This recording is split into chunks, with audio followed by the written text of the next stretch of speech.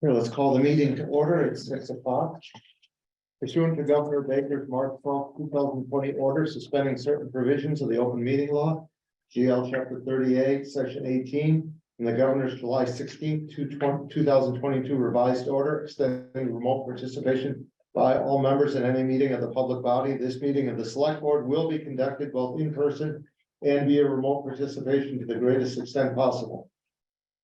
Specific information and the general guideline for remote participation by members of the public and our parties with a right and a requirement to attend this meeting can be found on the town's website. For this meeting, members of the public and committee members may attend the meeting in person. For those who wish to do so, may do so remotely. For those who are not in person, every effort will be made to ensure that the public can adequately access the proceedings in real time via technological means.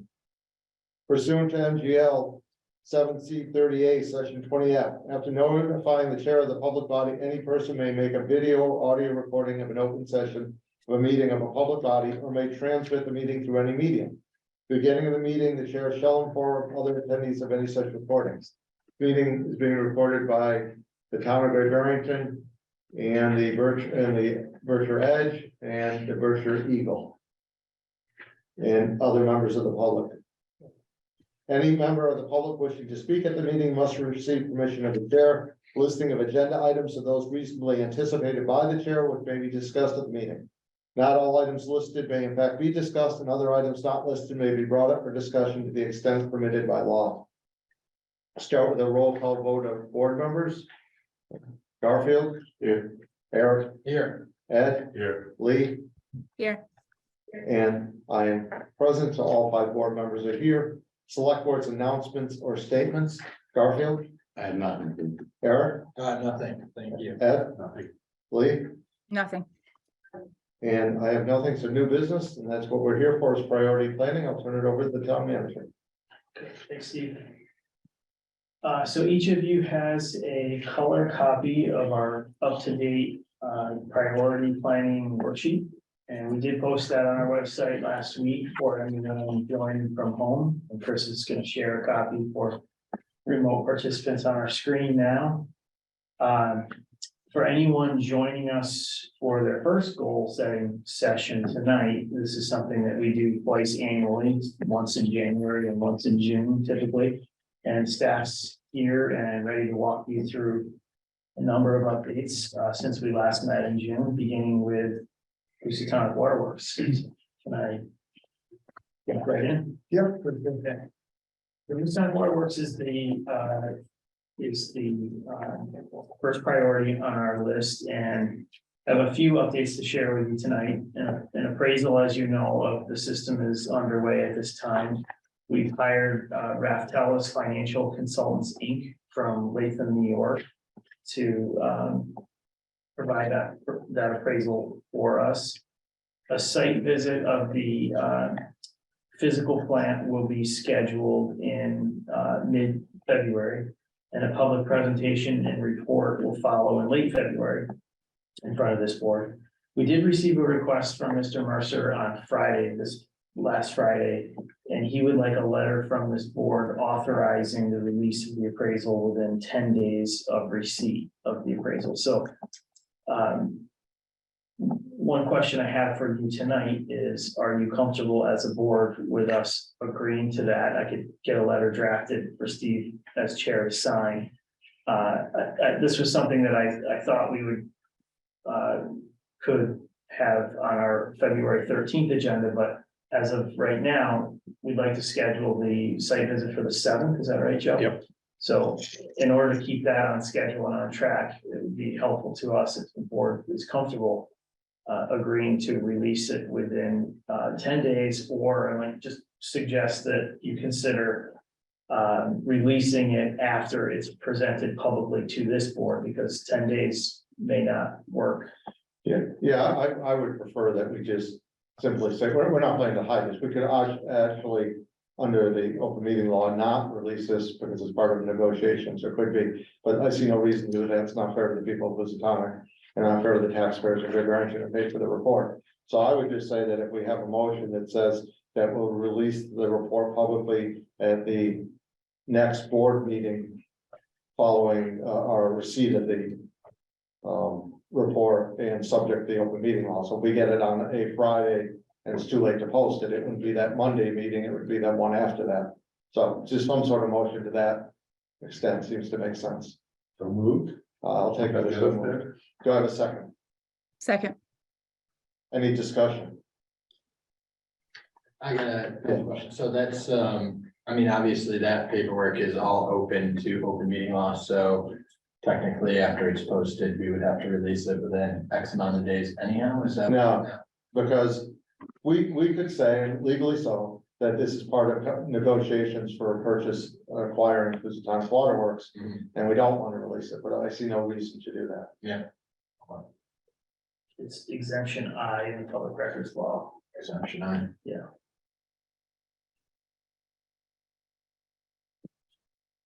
We don't feel rushed by that. The report's gonna come and we'll have a chance to look at it and be presented to us formally. I'm a little hesitant on the 28th because that's the first special permit hearing for the airport. Putting those two things on may make things crowded, but it is what it is. Yeah. Any other questions? So roll call vote. Garfield. Okay. Eric. Aye. Ed. Aye. Lee. Aye. And I, it's unanimous. Thank you. I'll get a letter drafted for you signing and we'll drop them forward to you. That'll keep us on track for site inspection on the 7th. Thank you. Okay, move on. Yeah, absolutely. So Chris is gonna take the next one, affordable housing, aging in place. We'll go one category at a time for select board, just so they understand.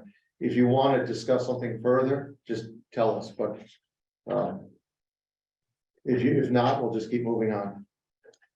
Okay, hi, everybody. Chris Rimble speaking. In terms of your affordable housing priority, we've actually had quite a bit of action to talk about since the last time we met on this, to look at this priority spreadsheet. Continues to be a major focus for almost everything we do, at least through the planning office. Per your direction, the town manager has made some significant investment of the ARPA funds towards affordable housing. Over 1.3 million of our ARPA funds have been invested in that way to the CDC and Construct. Additionally, the Housing Trust also has been very active. It continues its down payment assistance and its rental assistance programs. It has dedicated $100,000 towards the CDC's downtown housing acquisition project. They're looking at acquiring a mixed-use building on Main Street. The trust also is advancing the preliminary engineering for the North Plain Road housing site in partnership with Habitat for Humanity. And we expect to submit preliminary plans to the planning board in February for that site. So you'll see preliminary plans for the roads, utilities and house locations. And as you know, we did receive a $3.2 million Mass Works grant award towards the construction costs of the roads and those utilities. Also, you'll recall at a recent select board meeting, the town partnered with TRI to submit a $1.3 million CDBG grant, Community Development Block Grant this year for housing rehabilitation funds for low and moderate income homeowners. That's a program that in the past few years, we've partnered with Egremont, Sandusfield, and some other surrounding South County towns. This year, we're eligible for up to $1.3 million on our own. We know that a lot of Great Barrington homeowners are seeking housing rehab funds to address emergency repairs, aging roofs, boilers, code issues. So this helps people. We hope to assist 20 to 24 people so that they can remain in their homes and their homes remain safe and comfortable. And finally, I guess the last quick update here in this category, the planning board's been very active as well. Just last meeting, last week, it approved 30 units in the former nursing home on Maple Avenue. So we hope to see that project come to fruition. Also, the planning board will soon transmit its recommended, its draft zoning amendments to you for this year's town meeting, so that it can hold a public hearing on those proposals.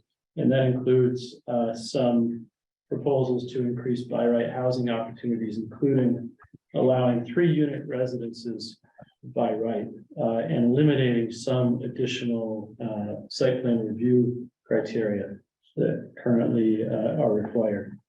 So a combination of straight grants, new programs, and regulatory improvements has been on our housing docket recently. Happy to take any questions. I don't see him. Eric, Sounds you have good. No, Okay. I guess just to add that the housing subcommittee has also been working hard, and our next meeting is February 8th, and we'll be presenting to the select board on February 13th with some proposals too. So thanks a lot for everything, Chris. Thanks, Lee. The 13th, Yes. you said? Okay, great. Moving on. Yeah, well, Okay, so moving on to the next topic, ambulance service study, Chief Berger's on the line to cover that topic for us.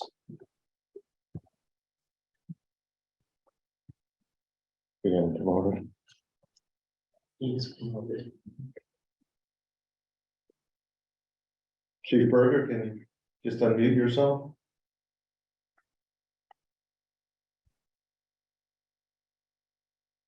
He is unmuted.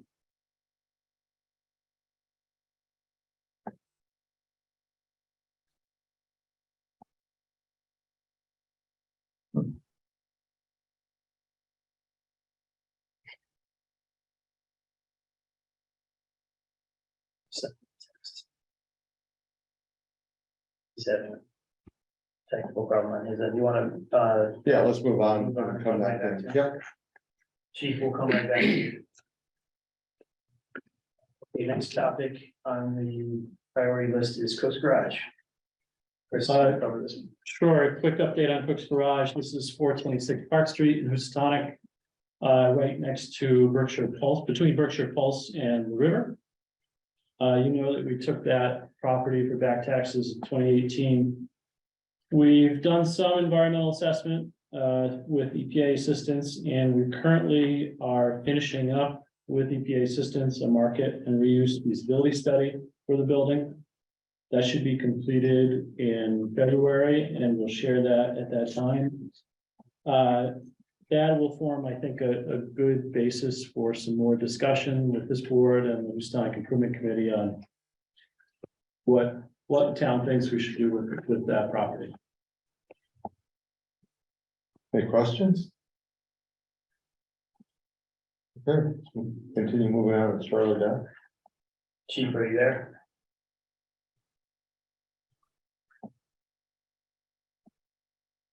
Okay, we'll move on to Houstonic Community Center. Joe, you can take this one. Over the last few months, we've made some great progress at the community center. The LED lighting has been installed. We just finished the insulation work and the weatherization, except for some door stripping at the moment. Working with the parks, we have pickleball lines now painted and a program up and running that people could sign up online. We converted one of the storage rooms into basically a lockable storage units for the users of the community center. We're working with Maya on evaluating our operating risks associated with the community center, the different groups, whether they have insurances and things of that nature. And we have a heating system evaluation underway to see if there's any improvements that can be made there. So this is marked as completed, which it is. Do we want to leave it on the list and go for the next phase of grants on it? As still as a priority? I would say yes. yeah, I would say so. I think there's a lot more progress that can happen with Great Barrington's only community center. Yeah, I agree. So I don't see anybody saying no, so we'll leave that on, but we'll just change the verbiage. Okay, so we'll leave that marked as a high priority. Yeah. Okay, Chief Berger, Yes, I believe you can hear me now, right? Yes, Okay, sorry about that. It was switched over to my microphone that doesn't work. So a quick update on the ambulance. As I've said in the past, most of the board of directors were replaced. They worked very hard on establishing a budget last year, which was very well done. Expenses came within a couple of percent of what was predicted. Unfortunately, revenues missed substantially. A consultant was hired for that who did a terrible job. There's a much better understanding in-house now, and that won't happen again, I don't think. Unfortunately, there's been a lot of turnover with the director of operations. I believe they're in the last stages of hopefully hiring a permanent replacement, long-term replacement at this point, which hopefully will bring stability up there. Unfortunately, the big challenge really is labor cost. There's an extremely limited number of medics, both in Berkshire County and nationally, and so everybody's competing for a small pool, which is dramatically driving up labor costs, which is why you see their budget rising, and why they, in order to keep the ambulances on the road, they are going to need assistance from the towns that are served. There are 2 board members on right now who have a good background in fundraising and stuff. They're just gearing a lot of that up to hopefully be more productive than just the general mailer that's gone out in the past, which all things considered was fairly successful for that, but they have a much better fundraising background and are hoping for better results down the road. The consultant that we were working with was totally different than the one that did the revenue projections on regionalization stuff in South County. Unfortunately has health issues right now, and so we're also in the midst with the REPC trying to find someone else to spearhead that and keep it going. So there has not been much on that front, unfortunately, because of that. I don't know if you have any questions for me on that. I mean, it has to remain a priority, but it's slow moving and is going to be there for a long time. any questions or concerns? Don't hear any, so we'll move ahead. Thank you, Chief. Thanks, Chief.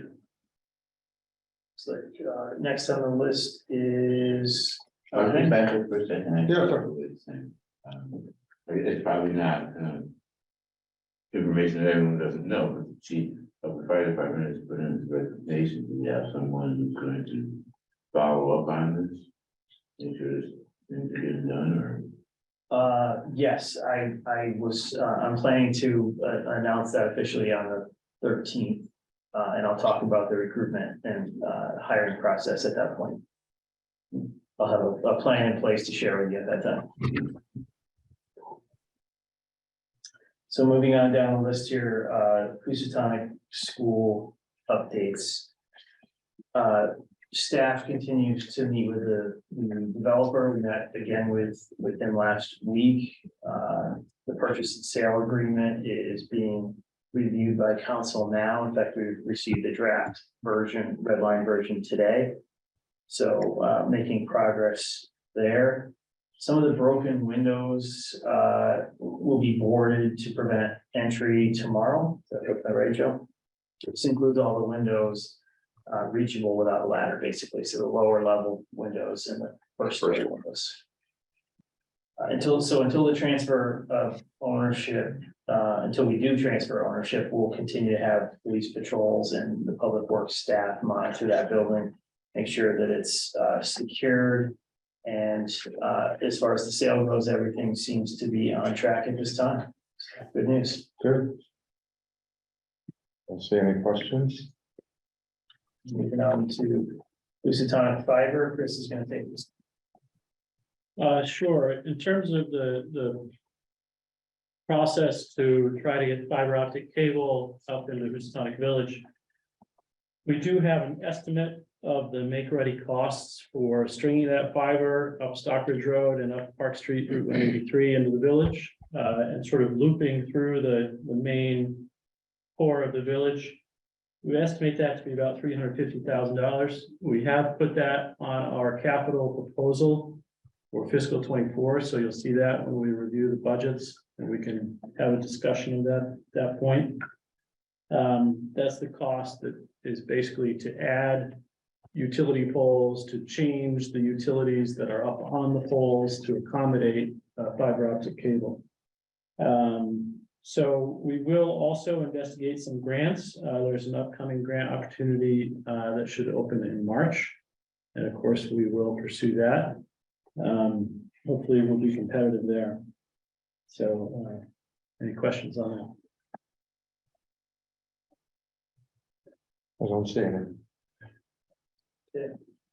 Moving on, thank you, Chris. Infrastructure is a very, very broad topic, and Bill has a number of updates to share with you on this tonight. So go ahead, Bill. Feel free to tell me to stop whenever. No, we like to hear about this.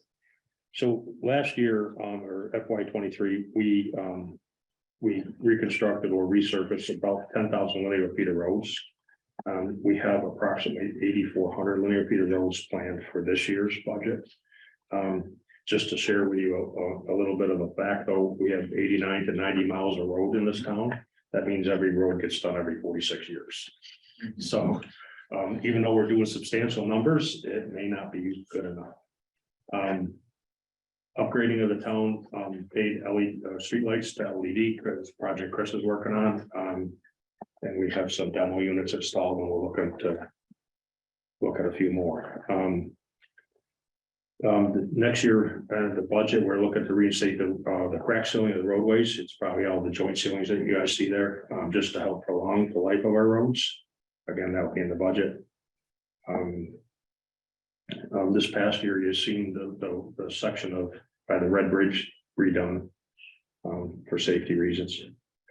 We're working with Mass DOT on studies of certain sections of Miami Valley Road. I don't know if you were able to share that with the members of the select board. I did share with the members of the select board, but if you could just Okay, so touch on that tonight for the public, that would be great. yeah, so there was a rural route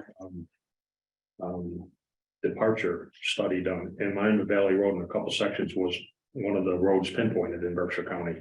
And so Mass DOT hired a consultant engineer to come up and study the road and curvatures and things of that nature.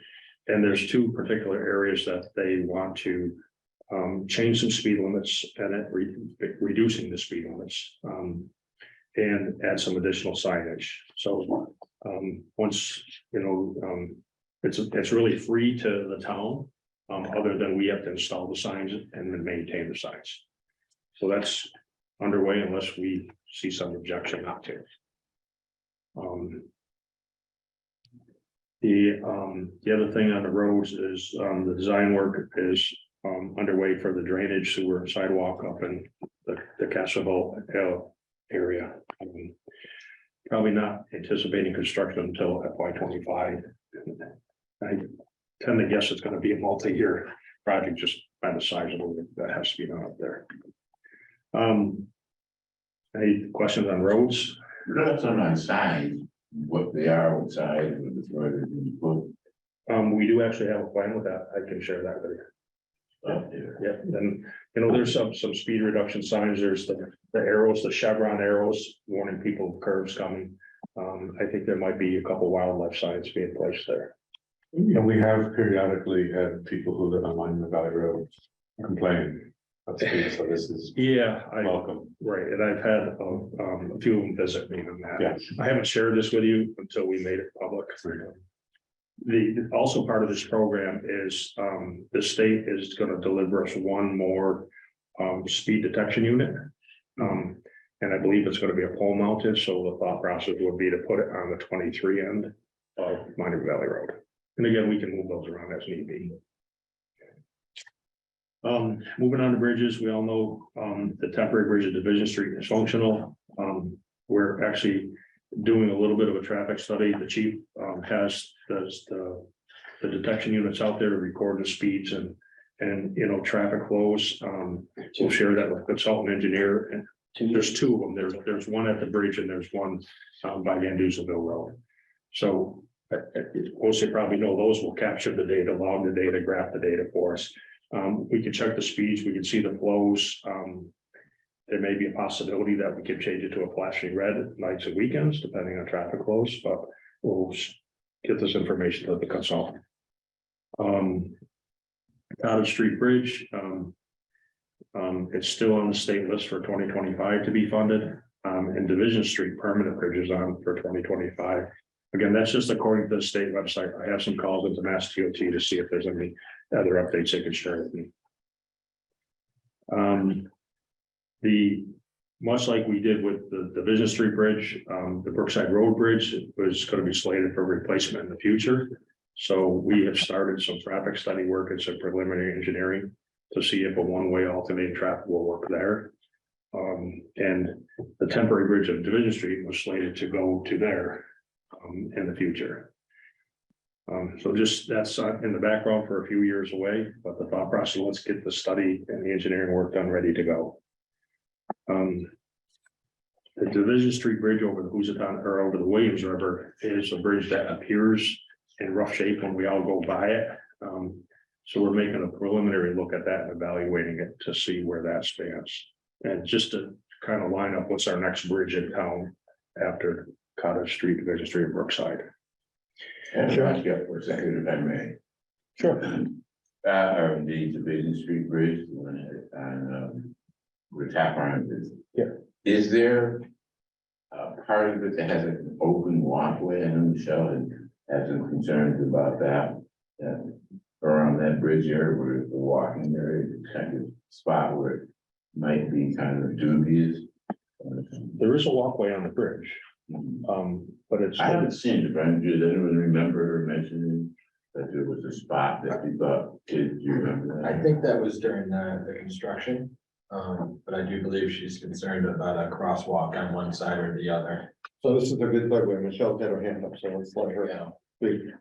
Michelle, go ahead. Good evening, Michelle LeBear, 70 Division Street. A couple things regarding the bridge. Just because Garfield brought it up on the walkway, as you go onto the walkway, there it's open. A small child could actually fall if the parent turned its head. Where you have the railing, there's a big gap there and there's no guard on it.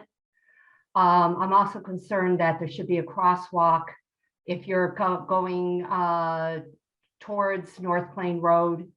You're walking on the left-hand side of the road, you got to cross over to the walkway, and there's no crosswalk there. We're talking about perhaps changing it to a flashing light that would create a hazardous condition there, because people would be taking a walk. Quite a few people walk on Division Street. You got a flashing light, and before the cars go extremely fast on Division Street, and it could create a dangerous situation there. With regard to the traffic checkers, I wrote a letter to Chief Storty regarding my concerns regarding Division Street, because I repeatedly expressed my concerns at meetings and nothing was being done. So I wrote Chief Storty, and I want to thank him. He almost immediately put the speed checkers on Division Street. However, I also wrote him expressing concern as to their location.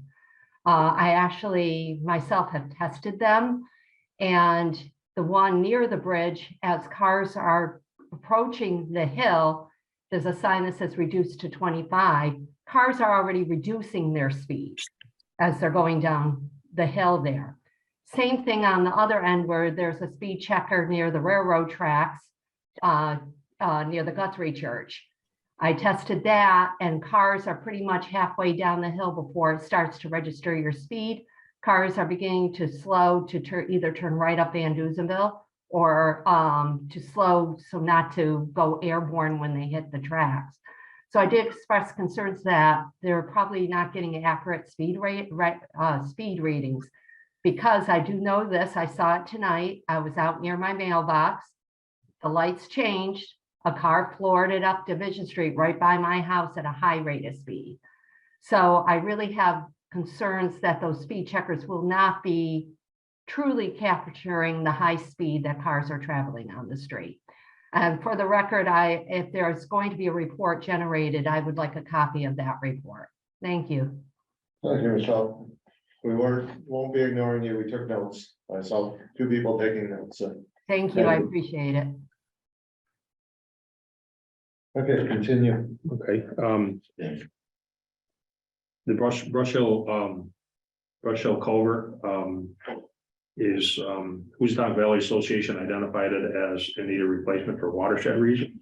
They're paying for all the engineering to be done with that, and the town's portion of that would be to actually perform the construction, which I think Chris is actively looking for a grant for that. South Main Street, there's one project, but kind of breaking it up into 2 pieces.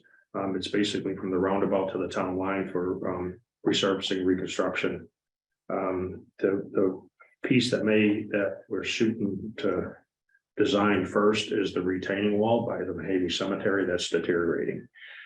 Pretty challenging. With the height of the wall, the deterioration, the water main on the sidewalk, the overhead wires, and still keep traffic flowing. So we're currently working on that. Is it about bridges? Anything on bridges? Sidewalks, the Main Street crosswalks at Railroad Street and Rotary Way are being designed and intended to go out to bid for summer construction. They'll have the flashing signals and stuff like that, as I think you've all seen before. There's 10 locations of sidewalk improvements that have been identified, and I think that's further down the list here as trip hazards. So those are being designed also, and we'll go out to bid with the crosswalk work. West and Lewis Ave is slated for sidewalk replacements and West Ave extension to 23, which Chris has secured a grant for that also. So that's in design right now. One item you'll see eventually, if it makes it through town hall here, is some money for miscellaneous sidewalk replacements throughout town during the year. So we're carrying a small item in the FY24 budget for that. I think that pretty much covers the infrastructure, Steve, between Main Street and trip hazard. Ask a couple questions on the sidewalk. Sure. The West Ave and Lewis Ave sidewalks, as they get replaced, those will be blacktop as well. Yes. Yeah, and I believe it's West Ave. There's a space between because it's got that hill portion. Is it going to stay the space in between? We'll probably replace it in kind and then the locations that it is now. Yeah. Right. Yep. Sounds good. And then would this be a good time to talk about the front street? Sure. Pictures on the back here? Yeah. Well done. So Eric had reached out about continuing the sidewalk in Housatonic on Front Street from the intersection of South Street near the old Polish church up to Oak Street. So I just took this picture just to mark it all out so everyone could see what we're talking about. It's a great idea. There's a lot of people walking on that road. There are some construction challenges as you hit Beacon Hill there. So I think, Mark, this was looked at maybe or talked about once before. Yeah, this is Chris. So I want to say 10 years or so ago, we did a walkability study in Housatonic, and this definitely came up as one of those routes that, had the opportunity to plug a gap in people's normal walking circuit of the village, including the Housatonic or the Main Street sidewalk, which we did, and linked up to the rail trail and the cemetery. And this was one of the other gaps. As Joe was saying, the grades there near Beacon Hill and the width of the road and then the guardrail on the railroad side all present some significant challenges. So, It would take some creativity and probably a fair bit of money to make some improvements there, but.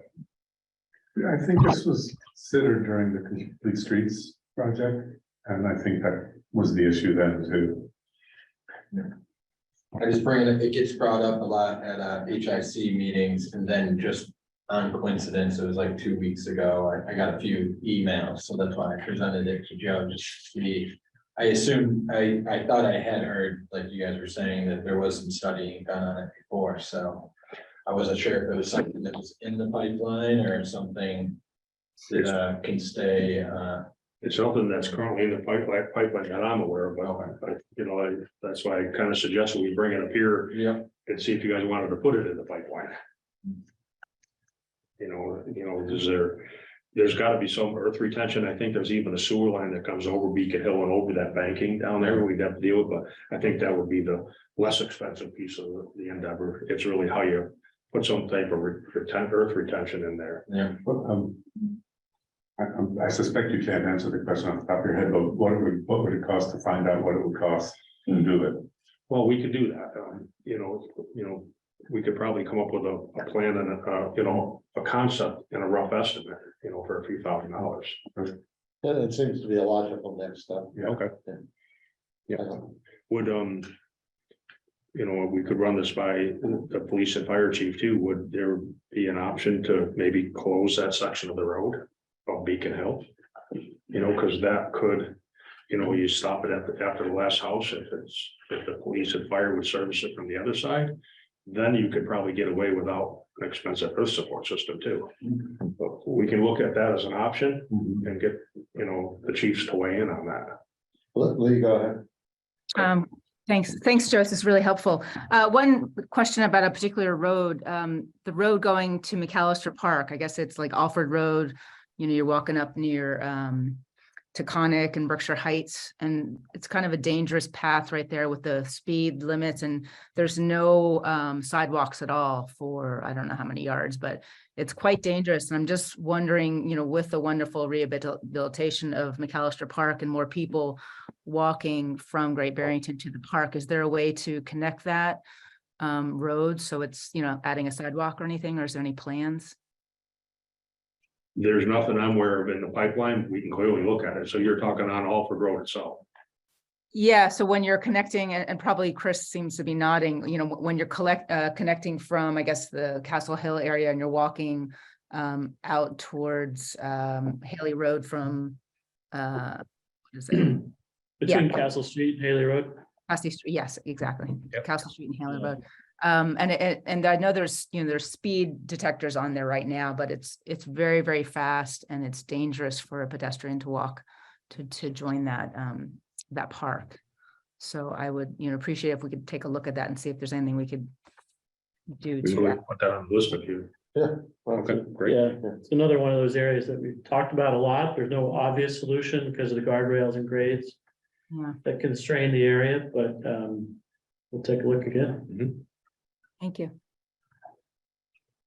Thank you. Thanks.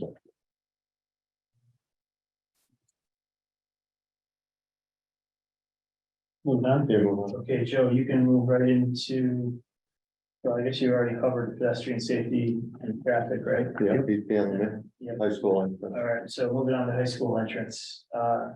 So Mass DOT completed the build out of the buffered right and turning lane, improving visibility for cars exiting the high school several months back. The next step will be the installation of the intersection conflict warning system. And I reached out to Superintendent Dillon to find out if he received an update from Mass DOT, and as far as we know, that system is still on back order, and Mass DOT is unable to acquire it. So it's on hold at the moment, but once it is installed, cars exiting the high school will be warned when a vehicle is approaching. So it's still planned for that location. It's just on hold. We're in a little bit of a holding pattern, waiting pattern for now. I'm sorry, did you say it was a holding pattern? Did you have any ballpark or future figure out. The state, no, the state is not giving the school any time frame when this is gonna be available. How do we feel about not giving a time frame or not? Because it's obviously been an issue for a while. But this is the first time this has been installed in the whole state. And the state, there's only one manufacturer and we're waiting for them to be able to deliver it. Okay. We don't have a lot of choices here. We would love it to be done like 6 months ago. But In the meantime, the buffered right-hand turning lane is improving visibility for cars exiting the high school, so we have seen some improvements there.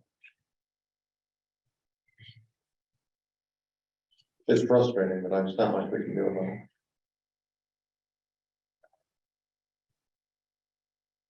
Anything else on that topic?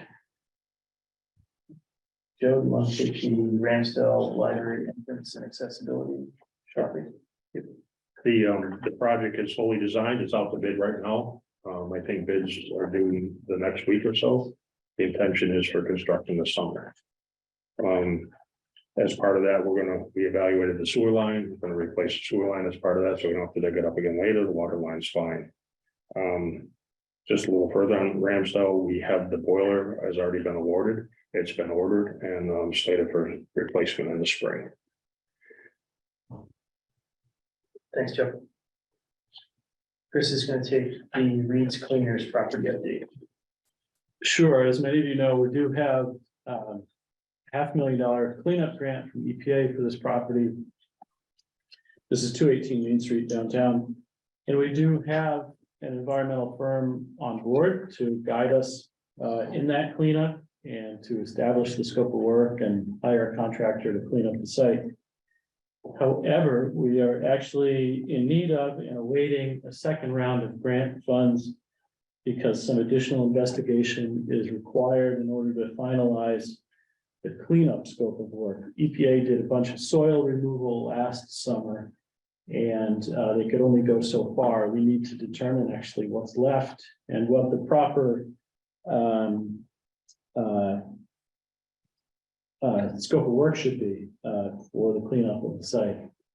Unfortunately, I don't have a solid date for when we might get those additional funds that we need in order to move forward. We do still hope cleanup can begin this calendar year, but I cannot guarantee that. Any questions? That's fairly frustrating for all of us, I know. Would be nice to move that along. Yeah, brownfields are complex and incredibly expensive. Yeah, absolutely. Thanks, Chris. Okay, so moving on to what I believe is our last high priority topic, short-term rental compliance, since Joe covered the trip hazards. So our short-term rental compliance and registration program should be up and running soon. We're meeting weekly with the team at GovOS, which is the company we hired to build out our registration and payment portal for us. We have approved all of the application templates to date, all of the call scripts and the FAQ section of the registration portal.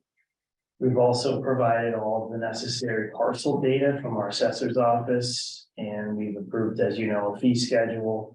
So the three remaining pieces at this time are one, matching the parcels to the listings, and that's the work that's happening in the background from the team at GovOS, just to make sure that we only have each and every short-term rental identified once. We're testing our payment portal that's happening right now, or will be shortly, and then staff training needs to be completed. So we're closing in on it and trying to go live shortly. And as I promised in previous updates to the board, we will be sure to have an aggressive marketing campaign and notice to short-term rental hosts that it's go time, it's time to register your rentals. We'll also be notifying everyone directly by mail as well. Questions, comments? Please go ahead. Thanks, Mark. A question with GovOS. You mentioned that they're going to be matching parcels to listings. Does that include cross-checking LLCs to make sure that there's not managers listed more than once on a property, or does town staff do that? I think town staff will do that during the registration. The registration portion, when short-term rental hosts start to register, that's when that work will get done. Okay. Their job, and by they, I mean GovOS, is to make sure that each and every listing across multiple listing platforms is only counted once, so that we know how many people we need to have registered. All right, thank you. I got just on the payment portal, just to be clear, because there was confusion before, that is strictly just for the registration fee, correct? Strictly for the registration. And all the other fees get taken by whatever host they're using, as far as like the impact fee, Those are all that. any other fees related, like taxes and Yeah. whatnot, are paid through DOR. Yep. So this will be just for the $200 registration fee. Sounds good. Anyone else? Okay. We do have some moderate priority project updates for you, so anything marked in blue. We've provided a comment or an update in the update section to the right. Is there any, do you want us to go through these one by one? Yeah, why don't you just go, there's 6 of them, I believe. Why don't you just go through them quickly? So starting with 5G technology. Chris, do you want to touch on this? 5G technology, this is something that was assigned to planning department and planning board. It's not something the planning board has discussed. It's not on the planning boards or the planning department's priority. Not sure if you'd like to revisit that or assign it a higher priority item or discuss it in any way. I just got a question about it. Is the 5G technology similar to, say, just the cell phone there? Like if a company was to come in, by right, they have to update, like what we did by WSPS there. That tower didn't seem like we have to okay it. 5G antennas are also covered by the same FCC federal rules as cell phone towers are. So generally, they have to be allowed. And municipalities are limited in the types of regulation that we can put on telecommunications under federal law. So it is identified as a long range goal. We just wanted to let you know that the planning board at this point is not actively discussing this. I think we just keep it there. Yeah, I just was curious with that one question there.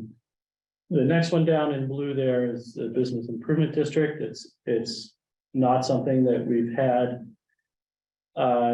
we've done any work on in a few years. We did try to establish a business improvement district several times, unsuccessfully with the business owners and property owners downtown. Doesn't seem to be any recent discussion about a business improvement district. And from our point of view, I'm not sure if you want to keep this on the list, but we recommend taking it off the list. Yeah, no, I'd entertain a motion for us to remove it from the list. I think staff has better things to do with their time. A move. So do you have a second? Any discussion? Roll call vote, Garfield. Okay. Eric. Aye. Ed. Lee. Aye. And it's unanimous. Certainly, that doesn't mean we're not working with downtown businesses. We have the cultural district downtown, and we do a lot of work, but the business improvement district structure doesn't seem to be needed at this time. No, we're beating our head against the wall and wasting our time trying to do it. Maybe there'll be a time that, there'll be some businesses who request. If we relook at this, then we'll do it then. If someone approaches us that's interested in having the town facilitate a conversation, we will jump right in. Yeah. Open space and recreation plan. It seems like a lot of these are mine. Yeah, Chris. Open space and recreation plan, we had wanted to get that updated. If we had an open space and recreation plan up to date and filed with the state, that would make us eligible for certain land conservation and park and playground grants. It's not something that we've had time to pursue or necessarily had to have in place for some of the initiatives that we wanted to do. But I think we should keep it on the list. We do still want to achieve this. Certainly, the Parks Commission has been a lot more active in what they want to accomplish, and it seems like it would be a good time to turn back to this and hopefully try to get it done soon. I have requested a proposal for that, to put it together for us. Yeah, yeah, I See think what the expenditure is. we're also realizing that from a public works planning department points of view, we have limited staff to do all this work. So as Joe mentioned, we have asked for a consultant proposal to see if they can guide us through that. There's a certain intensive process that the state likes to see you follow, and be good to have somebody with a lot of experience to help us through that. So, Any questions? Move ahead.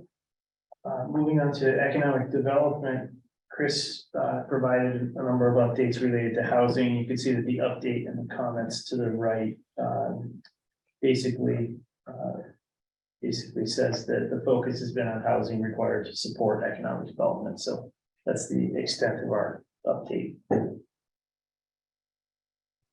for this evening. Okay.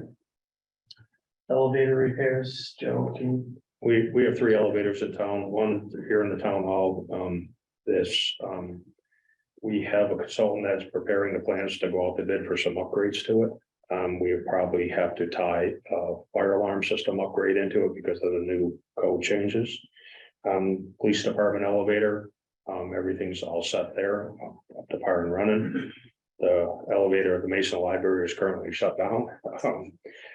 We do have Otis Elevator reaching out to the state to basically re-inspect it to open it up. All the work's done. We just need the inspection.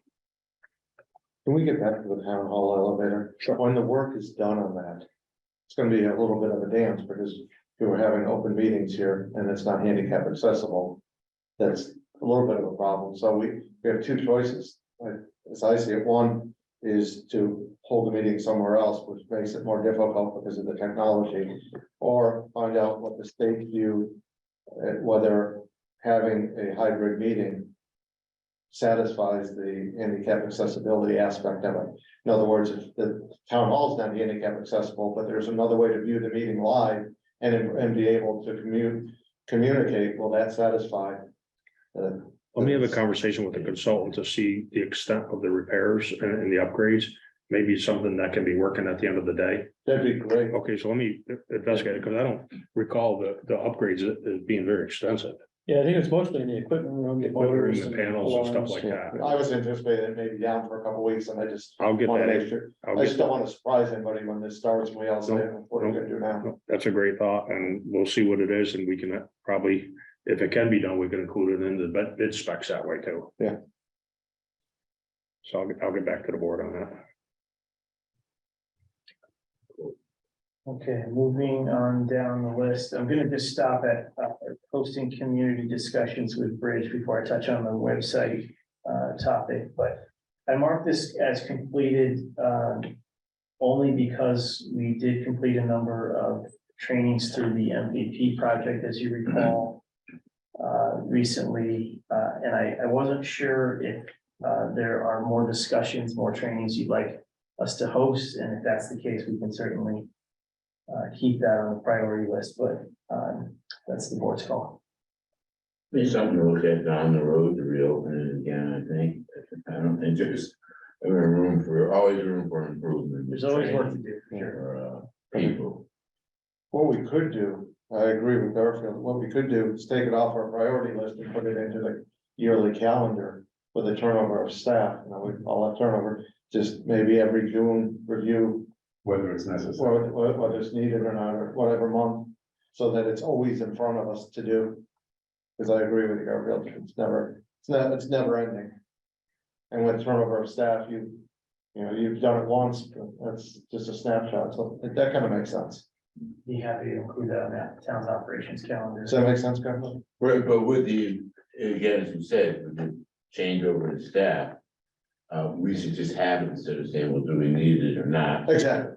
And if it's on the calendar, it just becomes a repetitive thing that we always have it. Okay, but it sounds like you said we're gonna vote to see if we need it. I don't think. No, I think we need it. Yeah. Yeah, if we had no turnover in staff, we probably still need it, but with turnover, we definitely need it. Yeah, and I also think, to have the police chief here as well, because it's so intertwined. That's really helpful, because I know the department's doing an awful lot of work as well, so maybe we can invite them for that meeting. Okay. So moving on down to website and URL for email addresses, just a really brief update here. The .gov domain registration application, Amy submitted that in January of 22. That was approved, and the name, the .gov name that we reserved has been approved. So when we move in the direction of revamping our website, and I hope that's soon, we will at that time transition all of our townofgb.org email addresses over to townofgbma.gov. So that should happen pretty seamlessly when it does happen, but that's our target timeline for that to happen. So to go into our discussion, the next part of this discussion, is there anything you want to, select board wants to add or change on this? And you've mentioned the website. Would it be helpful if we put a top priority to redesign their website? Or, Well, we kind of have website with the URL email addresses as a long range goal, but I think we're getting closer and closer now to being able to make that happen. So we could move that up to the high priority. I would love a motion to do that. So who? So moved. Do I have a second? I have a second from Lee, a motion from Ed, any discussion? Roll call vote, Garfield, Aye. Eric, Aye. Ed, Aye. Lee. Aye. And I, it's unanimous. We'll move that to the high priority list. Anything else we want to add to? Yes, couple. yeah, One is when the last laundromat in town closed, Steve put out a plea for some enterprising person to open one, and that's in progress, but I think I would like to have the town consider a priority that we have a laundromat in case there's anything we can do with help with permitting or things like that. There is somebody working on it, making progress I hear, but so I would like to add to help facilitate a laundromat. I'm not suggesting the town opens a laundromat, just so nobody's concerned, but if there's anything we can do to help facilitate it. do I have a second? Second. Any discussion? Roll call vote, Garfield, Aye. Eric, Aye. Ed, Aye. Lee. Aye. And I, it's unanimous. And the other one's moderate. Several people, including me, have tried to get either a dog park or someplace dogs can run without a leash in town.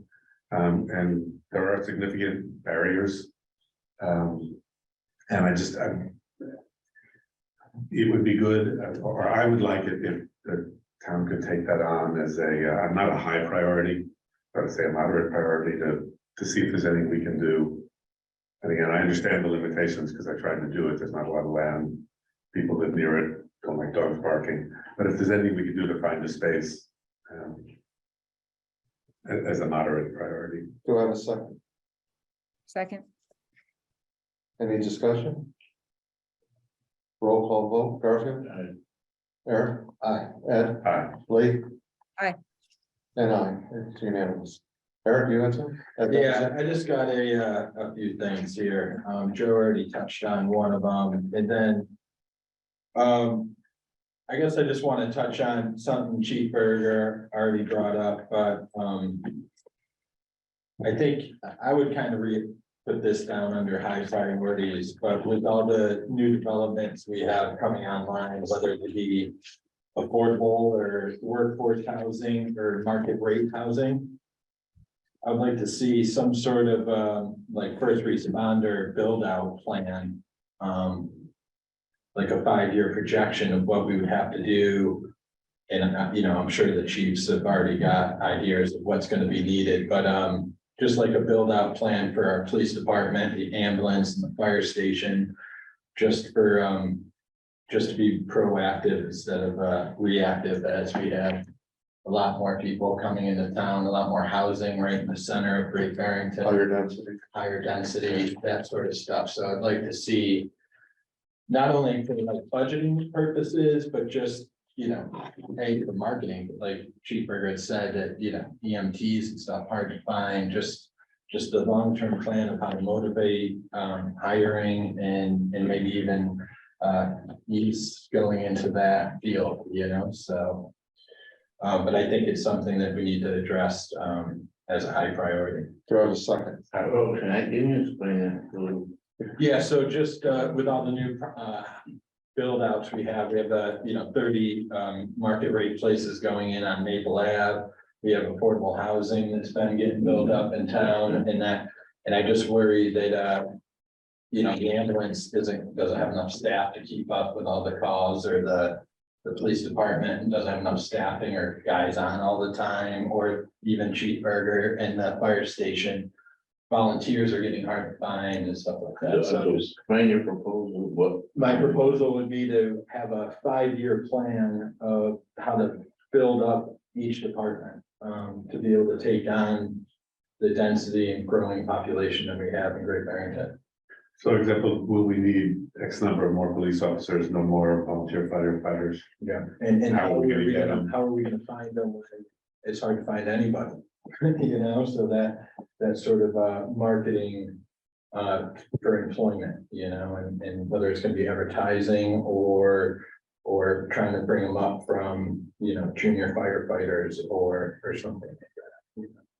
Incorporating it into some sort of program at the high school or something to get EMTs or junior firemen or, junior police officers or something to drum up interest while, educating them to how to become licensed or properly certified. It'd be nice to put on the vocational ends of things that you're trying to do and looking at. Yeah. School. Civil service, right? Yeah, also very helpful. Yeah, that's true.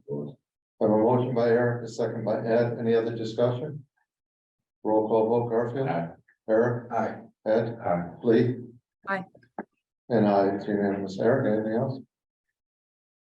I think that's all I have today. Thank you. Anyone else have anything? Lee, go ahead. I wanted to talk about possibly putting the Wassaic shuttle on the moderate list. I know that the board turned down some funding recently, but I do believe that there is interest in it. There's 1,000 people almost on the Facebook page for the Berkshire Wassaic carpool. The Eagle ran an editorial thinking, saying that that was a nice step. We have a lot of, as we've just talked about, more density in downtown. And it is a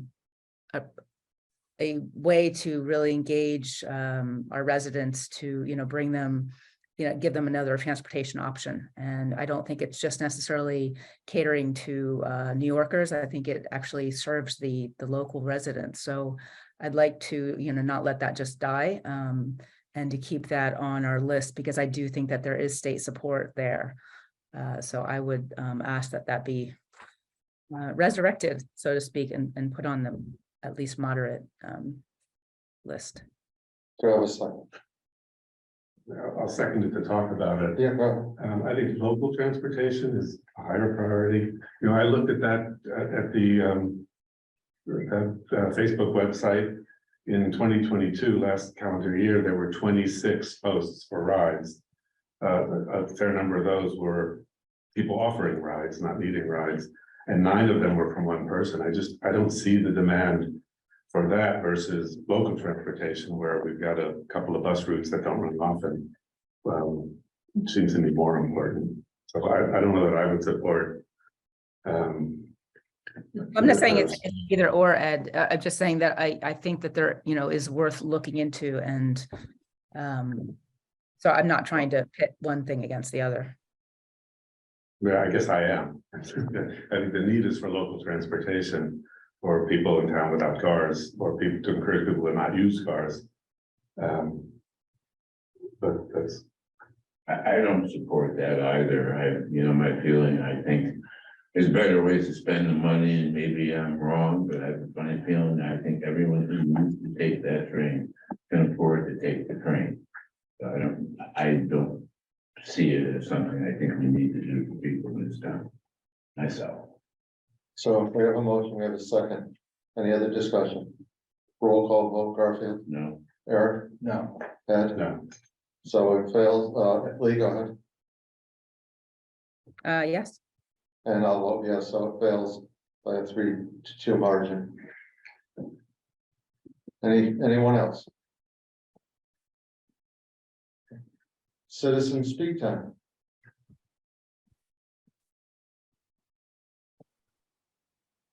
Media time.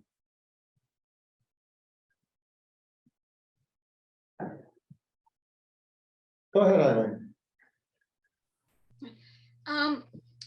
Thank you. The item committee charters policy for member removal. I didn't hear you to mention that. Where it has not been, it's a work in progress. It hasn't really Okay. been worked on. That's why. Wouldn't that And require, just, so what that really is, just so everyone who's listening knows, is that occasionally we'll get not elected boards, but appointed boards, people who just stop showing up. They lose Uh-huh. interest, they, whatever, for whatever reason. And there isn't really a way to remove them that's simply and consistent throughout every board. So let me just give you an example of what it could be. Could be that a board says, this person hasn't been to 3 straight meetings, they're not returning emails or phone calls, and they make a recommendation to whoever appointed the board that that person be removed. So that because what you run into is having trouble getting quorums when you have people who don't show up. yeah, So then, whoever the appointing authority probably would make one last chance to contact the person, then remove them from the list. Something like that. We just haven't done it. Just been too many other things going on. a few. Thank you. You're welcome. Anyone else? Seeing none, by unanimous consent, we're adjourned. Thank you, everyone. This is always a good meeting.